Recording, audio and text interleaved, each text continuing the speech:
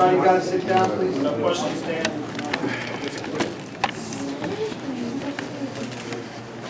Yeah, they're right now, it was originally a date, and we're hearing that the date may move, so, I mean, we're not positive.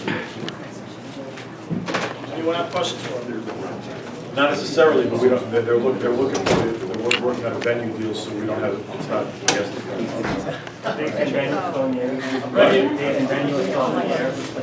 Not, I mean, I wouldn't say up in the air, but not firmly announced and recognized.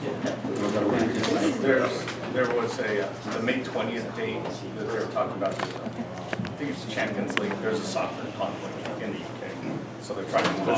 They're trying to move things around. Nothing yet said. First question here, gentlemen. How you doing, you guys? Paul Peterson, Errol Spence. These guys pretty well. Mr. Errol Spence, how do you feel about your fight coming up with Kell Brook? You're going over to enemy territory, but I know I seen you last night. Look like you focused and you ready to handle business. But how you taking all this in? Well, it feels great. This is a lifelong dream, something I did about since I was a kid, to fight for a world championship. I'm taking it back throwback. He came over here and took the title, in hostile territory, so I'm going there in hostile territory, basically in his kitchen, to bring the title back to America, and that's what I'm going to do. There you go, I'm out. Mr. Spence, Kell Brook is a big guy.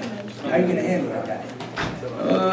I think I'm a big guy too. They say he walked around in the 70s, 170s. I walk around in 170s too. I'm not a small guy either, and I'm very physical too, so it'll be interesting.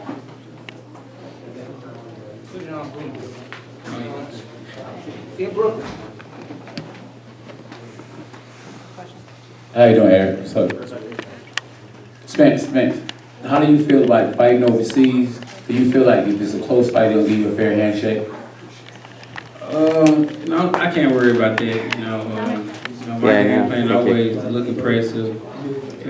Look for the knockout. If I get it, take the knockout. So, all my fights, I'm looking for the KO. So, I'm not looking for it to go to a decision and take it in the judge's hands.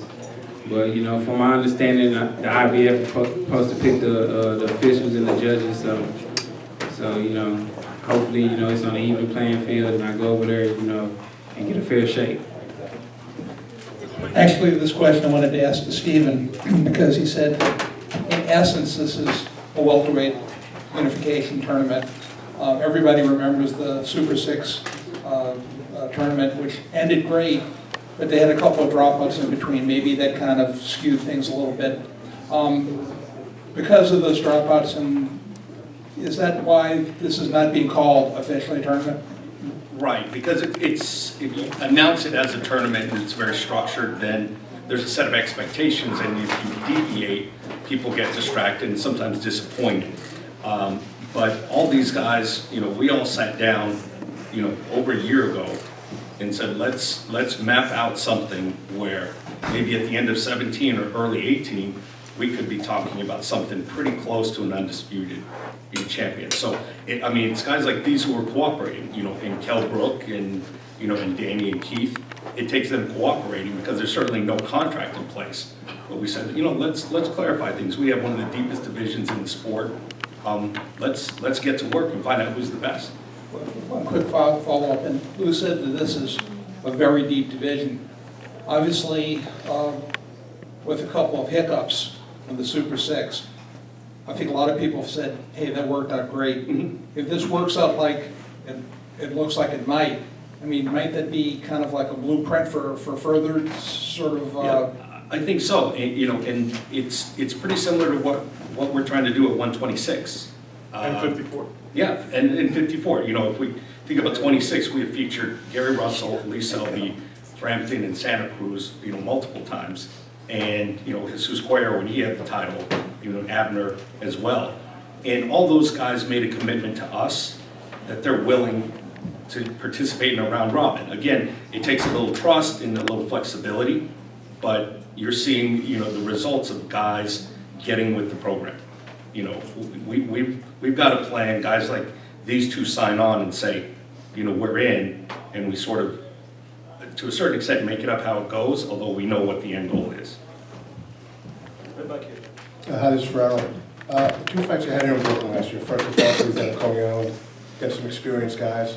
How important were they for your development as a fighter and also kind of, building up your profile within the division? It was very important, I think that was kind of, as a range fighter, because Chris Algieri, he fought Manny Pacquiao, went the distance, and I ended up stopping him early. You had Bundu, who went the distance, Keith Thurman, marked up Keith Thurman pretty bad, and I ended up stopping the two. So it's kind of range finder to see where's my skills, where we're at, how I do under pressure, and I thought I did great. And this is Lamont. Adrian, I know Adrian is your friend. Y'all both on the same car. I mean, the money is right. Would y'all actually fight each other? I know y'all good friends, but money cool. speaks. And a lot of people been asking me that question lately, but I always answer, I always say, likely it won't happen. But honestly, I'll fight anyone other than my brother. I mean, it's a sport, and it don't mean just because you're fighting someone that you have to hate them or you don't, you can't be friends with them. It's a business. We're trying to provide for our family and complete goals in our life. So it doesn't really make a big difference, but likely, I really don't see it happen. Any other questions from fighters?